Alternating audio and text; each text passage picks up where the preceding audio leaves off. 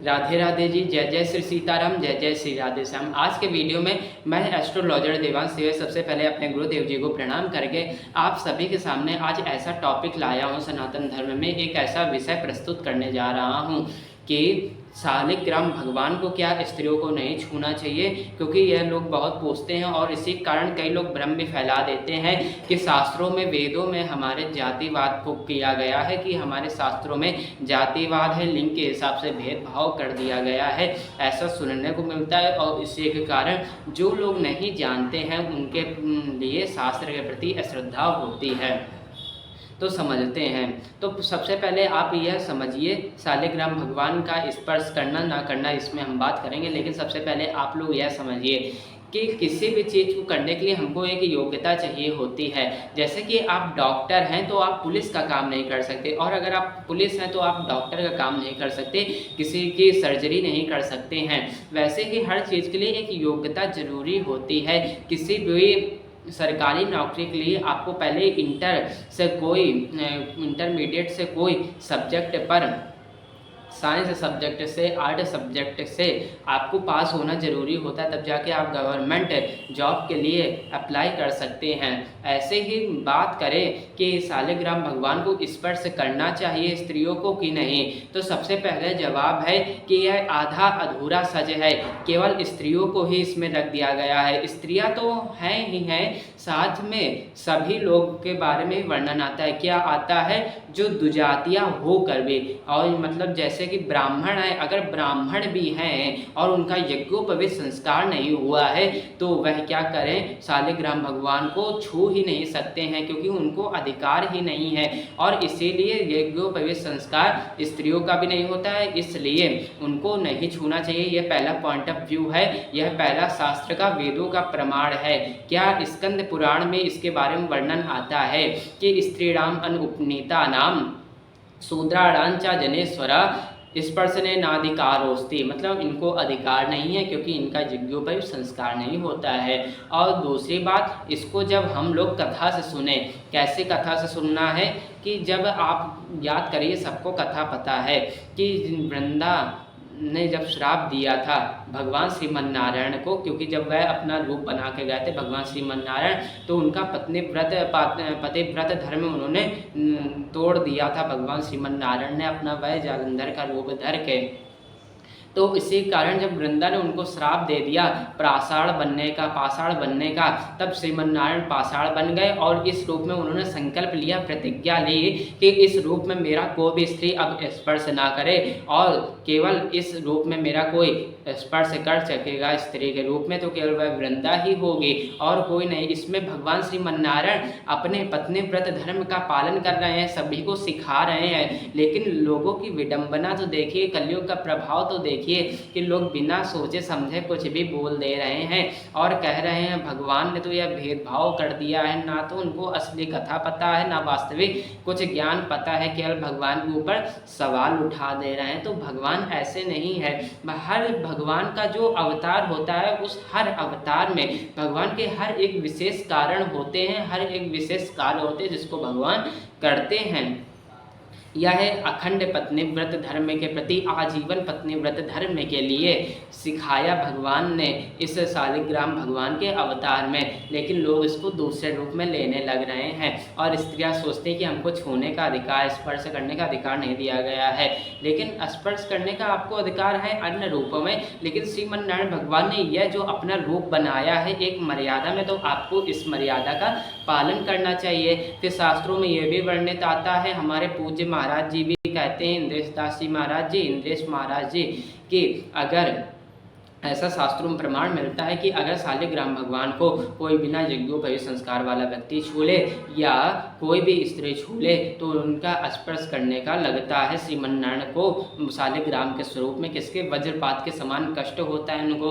तो हम लोग भगवान को कैसे कष्ट दे सकते हैं अपने इस भेदभाव की लड़ाई में? अरे कोई भेदभाव है ही नहीं भैया, कोई भी भेदभाव नहीं है शालिग्राम भगवान को लेके।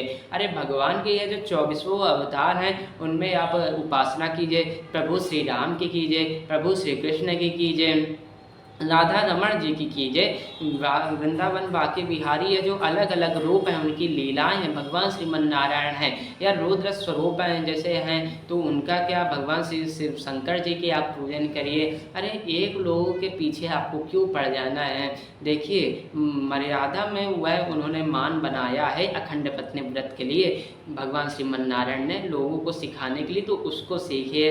लेकिन अनर्गल वार्तालाप जो लोग करने लगते हैं, यह एक भक्त को भी बहुत कष्ट देता है और साथ साथ भगवान भी सोचते हैं कि मैंने तो सबके हित के लिए, मैंने सबको सिखाने के लिए किया, लेकिन यह क्या हो गया कि लोग तो इसको उल्टा ही करने लगे। तो क्या है, इसीलिए थोड़ा शास्त्र के ज्ञान को लीजिए, थोड़ा शास्त्र पढ़िए। मतलब ये नहीं जैसे कि कह दिया गया कि वेद पढ़ने का अधिकार, जैसे गायत्री मंत्र जपने का अधिकार सबको नहीं है। जिनका यज्ञोपवीत संस्कार नहीं हो, उनको यज्ञोपवीत संस्कार नहीं हुआ है जिनका, तो उनको क्या है गायत्री मंत्र जपने का अधिकार नहीं, क्योंकि यज्ञोपवीत संस्कार के बाद ही, यज्ञोपवीत होने के बाद ही क्या होता है, जनेऊ होने के बाद ही क्या होता है, गायत्री जप का अधिकार होता है। क्यों?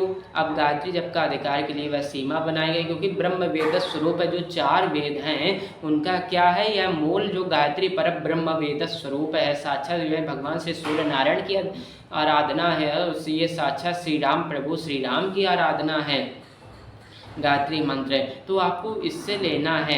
जैसे आप गायत्री मंत्र का जाप नहीं कर सकते हैं, वेद से विहित कार्य नहीं कर सकते, क्योंकि आप अगर आपका यज्ञोपवीत संस्कार नहीं हुआ है, तो चूंकि हमारे शास्त्र आज्ञा करते हैं जो वेद से विहित कर्म होगा। वेद से विहित का मतलब 2 प्रकार के कर्म होते हैं, एक वेद विहित मतलब विहित कर्म मतलब जो क्या है विधि है, और एक दूसरा क्या है निषेध है। तो वेद विहित कर्मजन्यो धर्मः मतलब जो वेद से विहित, जो वेद के अनुकूल है धर्म है, जो उसके कार्य हम अनुकूल करते तो वो क्या है धर्म है, और जो उसी के अनुसार हम निषिद्ध कर दें, वेद के अनुसार जो निषिद्ध कर दिए गए हैं उसको भी हम कर लें, तो क्या है यह निषिद्ध कार्य क्या है, तो वेद विहित कर्मजन्यो धर्मः निषिद्ध कर्म जन्यस्त्वा अधर्मः, तो यह क्या हो जाता है अधर्म हो जाता है। आजकल सभी लोग सब कुछ तो करना चाहते हैं, लेकिन उसकी विधि नहीं जानना चाहते, उसकी योग्यता नहीं जानना चाहते हैं। जैसे हर कोई कथावाचक नहीं बन सकता। हाँ, यह अलग बात है कि पाखंड बढ़ गया है, तो क्या है सब कथावाचक बनने जा रहे हैं, लेकिन अगर क्या है भागवत है, तो भागवत में असली परीक्षा कब, विद्वानों की असली परीक्षा कब होती है, जब भागवत होती है। विद्वानों की असली परीक्षा, वास्तविक परीक्षा आचार्यों ने कहा है कि भागवत में ही होती है। पर लोगों ने आजकल के मनोरंजन बना के रख लिया, डीजे बना के, कोई तत्व ज्ञान नहीं देना, जबकि भागवत तत्व ज्ञान के लिए है। ना कोई इस बात को आजकल समझ रहा है, ना ही कुछ है अलग से आपको बताओ तो वह कुछ भी ज्ञान देने लगते हैं। तो यह बस आप इस कथा को ध्यान में रखिए कि हर चीज़ को करने का अधिकार सबको नहीं है, और जैसे क्या है सबके लिए अपने अपने कर्म बने हैं, और साथ ही साथ जैसे कि कर्म बनने के साथ साथ सबकी अपनी योग्यता है, और क्या है अपना धर्म ही सबसे उच्च है। कैसे? अपना धर्म जो आप कर्म कर रहे हैं उसमें ही आप निष्ठा रखिए, क्योंकि भगवान श्री कृष्ण ने कहा है स्वधर्म निधनम श्रेया स्वधर्मे निधनम श्रेया पर धर्मो भयावह, मतलब अपने धर्म को पालन करते हुए सबसे श्रेष्ठ कर है वही, अगर दूसरे के धर्म में जाओगे तो वही पर धर्म, दूसरे का धर्म आपके लिए भयावह हो जाएगा। तो उचित धर्म, सनातन धर्म अनंत है, सनातन धर्म कभी पैदा नहीं हुआ, सनातन धर्म कभी खत्म नहीं होगा, सनातन धर्म अनंत है, हमेशा से है। बाकी तो सब मनमानी आचरण कर रहे हैं, किसी को ही भगवान बना दे रहे हैं। अरे जब वेद कहेगा वेदोखिलम धर्म मूलम, जब वेद कहेगा तभी, वेद जिसको भगवान कहेगा हम उसको मानेंगे, जो वेद के सम्मत आचरण करेगा हम उसको मानेंगे। जब वेदों ने कह दिया सहस्र शीरखा पुरुषा सहस्राक्ष सहस्रपाद, तो यह जब बोला तो जो 1000 सिरों वाले 1000 मुख वाले जिनके क्या उंगलियां इतनी हजारों हैं, ये है जिससे पूरी सृष्टि संसार हुआ है। तो वह कौन है? तो उन्होंने बताया कौन? श्रीश्चते लक्ष्मी पत्नी हो, मतलब क्या है, जो श्री के और भूदेवी के, श्री देवी और भूदेवी के पति हैं। कौन? लक्ष्मी, साक्षात श्रीमन नारायण भगवान। तो वह क्या है? एक जगदाधार मूल रूप है। उनकी हमें आराधना करनी चाहिए। हमें मतलब क्या है, एक जो वेद कहें उनके ही हमें शास्त्र सम्मत पूजन करना है, यह नहीं। और आपको भी अगर कोई प्रश्न हो तो आप कमेंट बॉक्स में पूछ सकते हैं, आपके लिए भी मैं उत्तर लेके आऊँगा। जय जय श्री सीताराम, जय जय श्री राधेश्याम, जय श्रीमन्नारायण। ओम नारायणं नमस्कृत्य नरं चैव नरोत्तमं देवीं सरस्वतीं व्यासं ततो जयमुदीरये।